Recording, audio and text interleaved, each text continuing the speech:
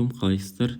Бүгін біз әртүрлі криптоны алып сатып пайда көру жолын үйренетін боламыз.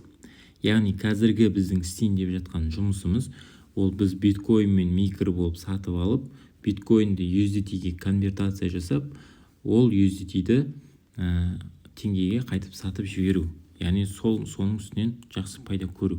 Жалпы қалай пайда көреміз, қалай есептейміз оны, соны көрсететін боламын. Ең бірінші сіздер сделка дегенге кіресіздер, міне ортасындағы сделка, оны бәріңіз білесіздер.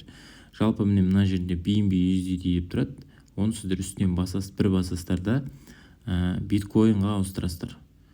Биткоинға. Сіздер негізі мына жерде поискқа жазсаңыздар болады, бірақ менде уже жазылып қойған, қазір автомат түрде шығады. Сондықтан да автомат түрде шығады. Жалпы міне қараңыздар, бұл астында USDT, үстінде биткоин. Енді біз 1000 USDT қазір сатып алсақ, ол қанша биткоин болады? Біз соны білуіміз керек.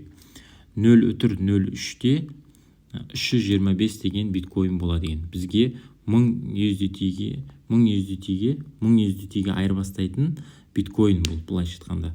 Біз осы биткоин сатып алсақ, біз оны 1000 USDT-ге айырбастай аламыз. Кейін 1000 USDT болып сата аламыз, Біз бірінші қазір осы 0.3-те 325 деген биткоинді сатып алатын боламыз, ең бірінші. Одан кейін конвертация жасаймыз. Енді главный деген кіреміз, P2P торговля. Осы жерде міне биткоин, Shiba, BNB деген сияқты осы жерде әртүрлі криптолар бар, Мыналарда BNB, эфир, Shiba дегенде өте көп пайда қалады. Жалпы міне қараңыздар, микро болып сатып аламыз.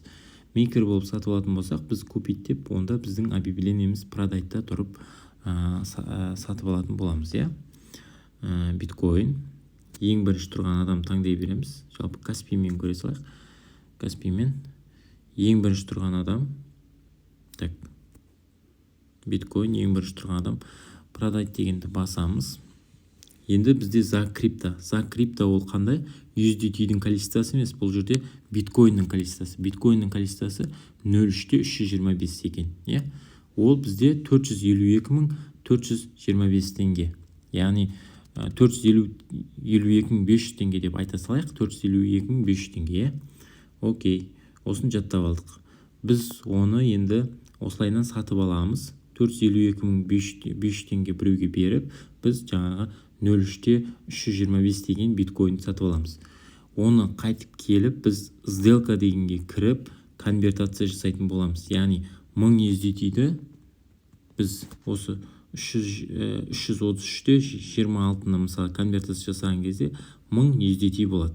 Яғни 1000 USDT-ді біз жасайтын боламыз. То есть конвертация жасап алатын боламыз. USDT-ге ауыстыратын боламыз монетамызды. И біз монетамызды ауыстырғаннан кейін, біз мына жақта міне Каспийді таңдап, біз осы жерде 57-70 деп тұр жалпы. Одан астыңғы жағына 58-ден примерно сатып жіберулеріңізге болады, Мысалы 58-ден еспей салайық. 58-ден примерно сатуға болады сіздерге. 58-ден еспесек примерно грубо. Қараңыздар, міне 1000 USDT, ол 458.000 теңге. Яғни біз 452.500 теңгеге алдық.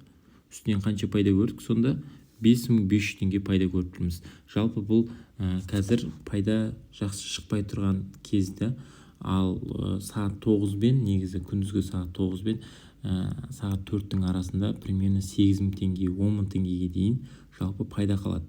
10.000 теңге деген уже почти 2% спред. Яғни 1 миллион теңгені сіз алып сатсаңыз, 2% ол 20.000 теңгедей пайда қалады. Сіз күніне бір круг осылай спокойно жасауға болады. Жалпы бұл жерде қарайтын болсаңыз, тағы бір момент бар, түсінуіңіз керек. Сіз биткоинмен сатып алған кезде, микро болып сатып алғаннан кейін, сіздер 24 сағат блокқа кетесіздер, ол міндетті түрде. Қай монетамен сатып алсаңыздар да, микро болып сатып алғаннан кейін блокқа кетесіздер. Сол блокқа кеткен кезде сіздер бірақ конвертацияға сразу ауыстыра аласыздар. Яғни сіздер биткоинді сатып алдыңыздар, осы биткоинді сатып алдыңыздар, бірақ сіздер сразу сол сделка біткеннен кейін сразу келесіздер де, осы жерде міне конвертация деген бар ғой. Сол конвертацияға сіздер биткоин USDT деп қоясыздар. Мысалға биткоин. Менде қазір биткоин жоқ, но биткоин USDT деп қоюға болады.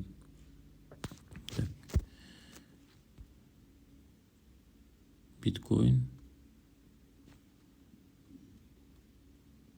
USDT. Осылай биткоин төбесінде биткоин, астында USDT деп тұрады. Енді биткоиннің количествосын осылай қоясыздар. Биткоин количествосын қойған кезде, вот менде қазір биткоин жоқ, сондықтан астынан шықпайды қанша түсетін нақты. Егер менде биткоин болса дәл қазір, онда шығатын болады. Яғни астына 1000 USDT сіздерге ауысатын болады. Осыған сіздер 1000 USDT-ге ауыстырып қоюларыңыз керек. Міндетті түрде сатқаннан кейін не үшін деген сұрақ келеді.